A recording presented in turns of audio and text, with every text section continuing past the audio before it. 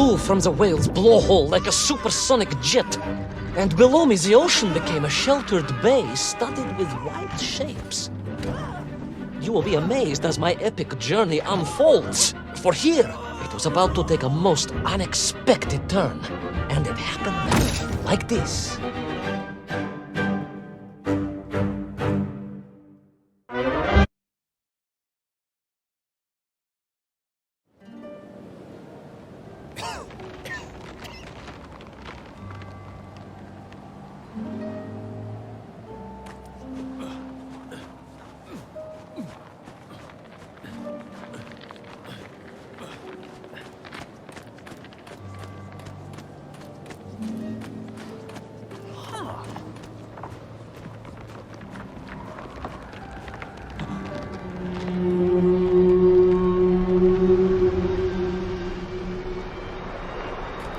It was a beautiful but deadly wasteland.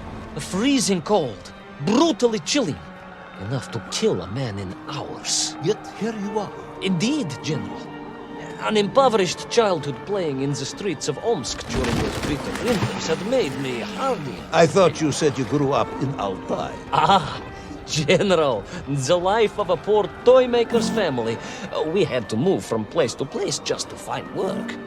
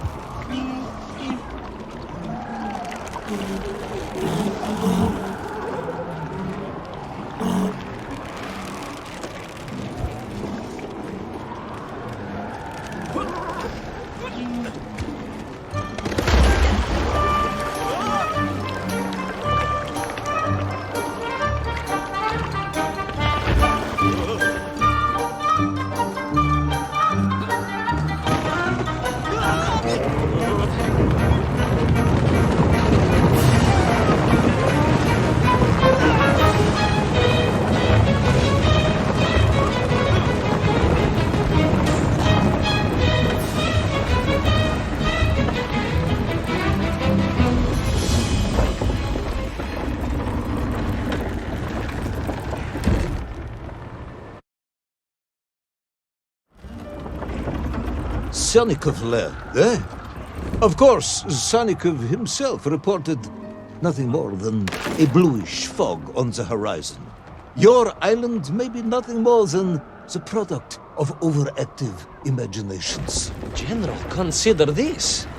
Imagine taking a simple peasant, a pig shepherd, for example, and telling him one day humans would fly around the earth beyond the sky. He would say you were stark raving mad, Saldafon, a ridiculous Kazyol Baradati, a buffoon stuffed into a military uniform, a pridurak, a chuchela tuparile. This peasant of yours had better watch his mouth if he doesn't want to spend his holidays in Solovyetsky. Perhaps you should return to your story.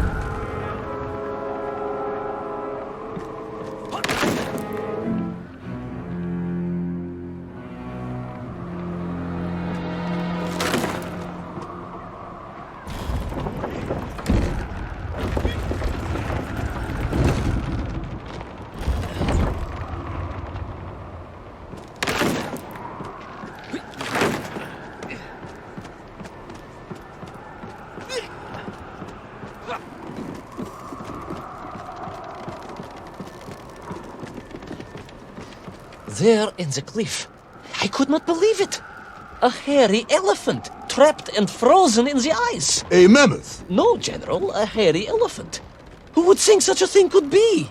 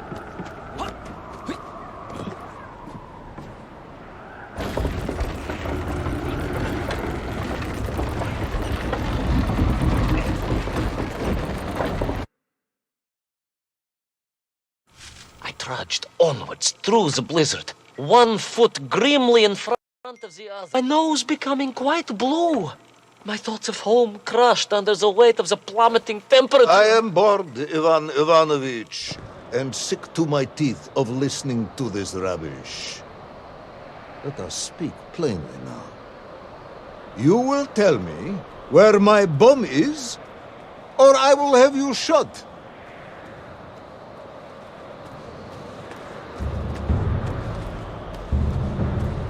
I am just getting to that, General. Shot!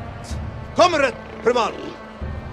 shot with real bullets, fired from a real gun, not some ludicrous Bultavia about lost cities and dinosaurs and mink and mammoth. It was a hairy elephant. No!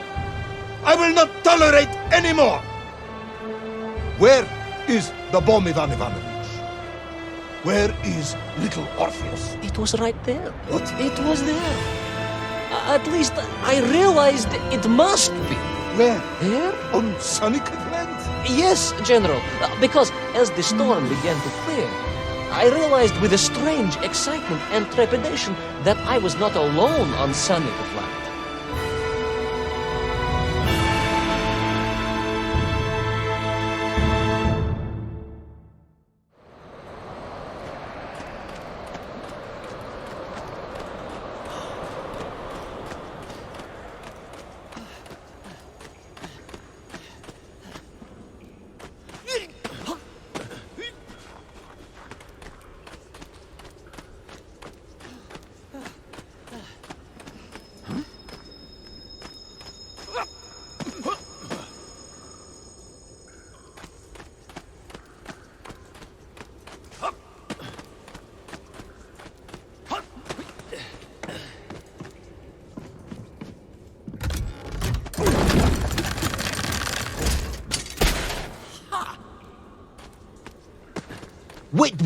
Wait.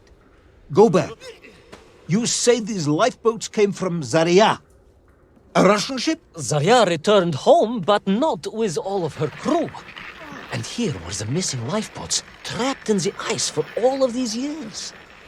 And it could only mean one thing. That you are continuing to hang lapsha on my ears.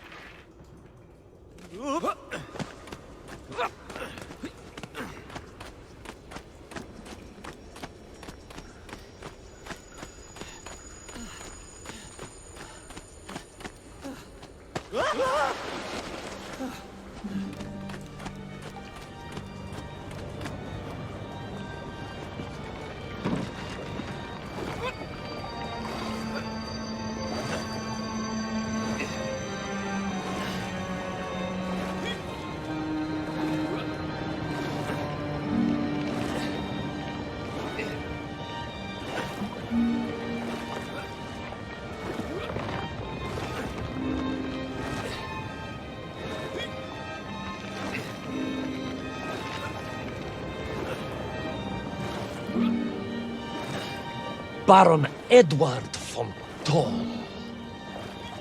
Of course, I remember reading about his tragic expedition at school. We were taught he had died a hero's death out on the icy wastes, searching for Sanikov land. Yet what if, in doing so, he had sailed accidentally into the interior, deep below the crust of the world? A fellow citizen of the surface. I had to try and find him.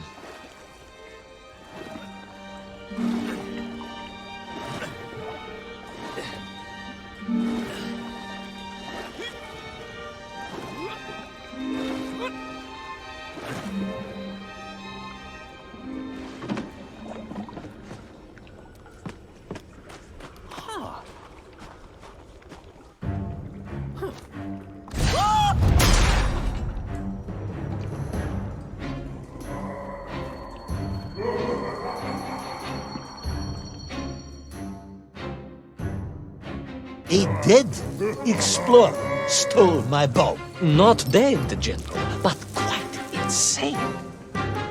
Perhaps it was the loss of the arm or the leg, or the long years in isolation. But Toll was clearly mad. You should have got along perfectly then. How I wish we had. But no, General. Whatever Toll's intention with little Orpheus was, I had no time to consider it.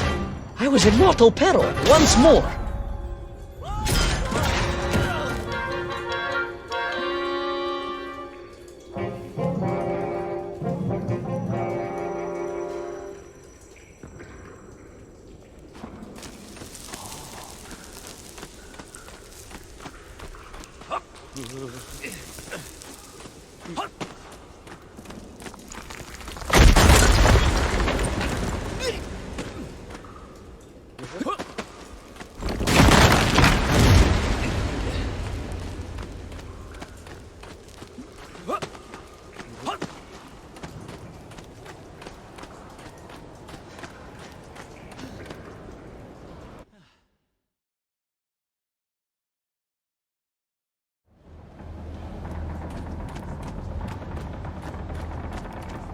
So, you believe that Toll had somehow enslaved the Mienkiv and bent them to his will? I do, General. It was obvious. Why else would they serve him? And how else could they be so different from their free comrades? These odd helmets they wore, it was the science of our times. No doubt about it.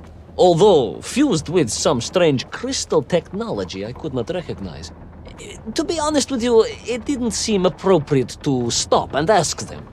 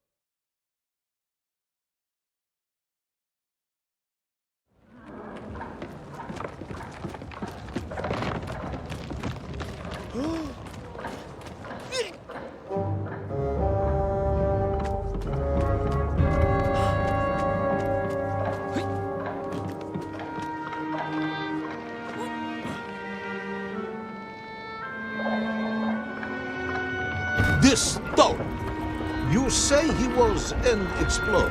Yes, General, he was. He vanished some 60 years ago. I remember the story well. And you say he stole little orpheus? To get home, General, to get home. I think he must have thought he could use the atomic bomb to blast his way back to the surface.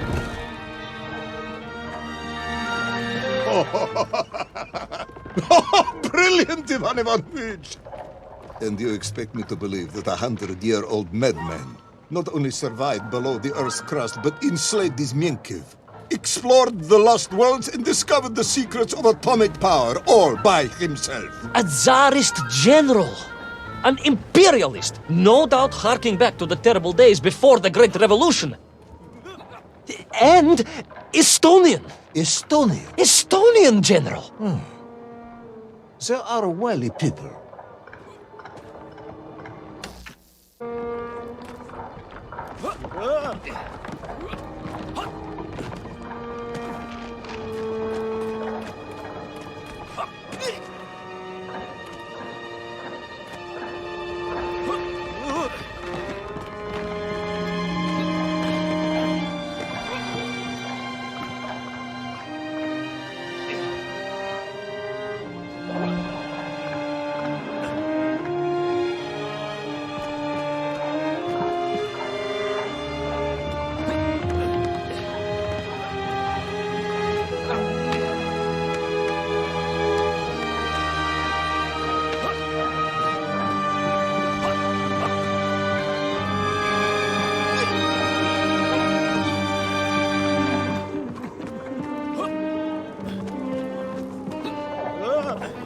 The slave mines stretched away into the distance, and I sometimes wondered if I would ever find my way out.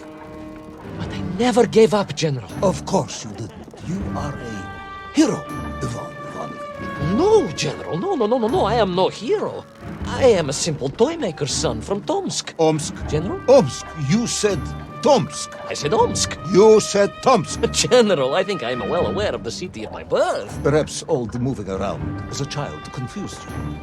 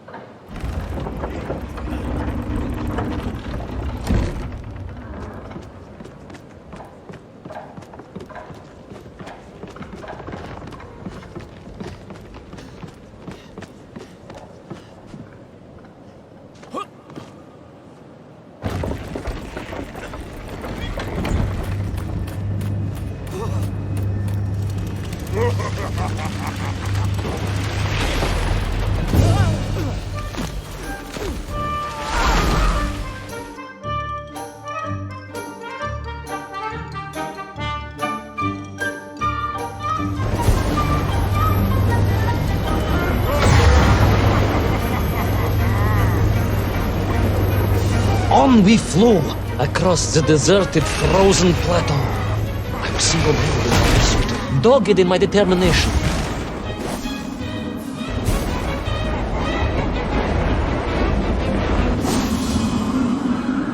I would take back little Orpheus and prevent Toll from detonating the bomb. Ah, you are as humble as ever, Tavares. Well, General, you are a great military leader, a great strategist, whereas I am simply the humble son of a watch toy maker, and driven by patriotic fever with no regard for my own safety. I rushed blindly on. Well, General, you are a great military leader, a great strategist, whereas I am simply the humble son of a watch toy maker, and driven by patriotic fever with no regard for my own safety. I rushed blindly on.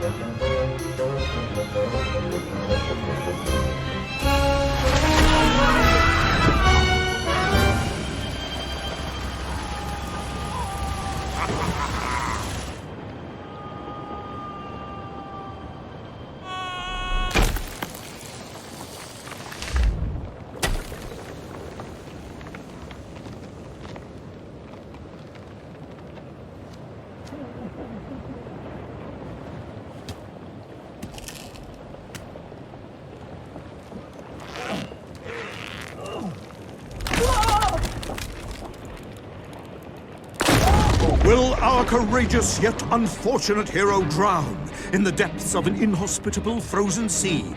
Will he thaw out in time to prevent Toll from detonating the bomb? Will the general holiday in Omsk next year?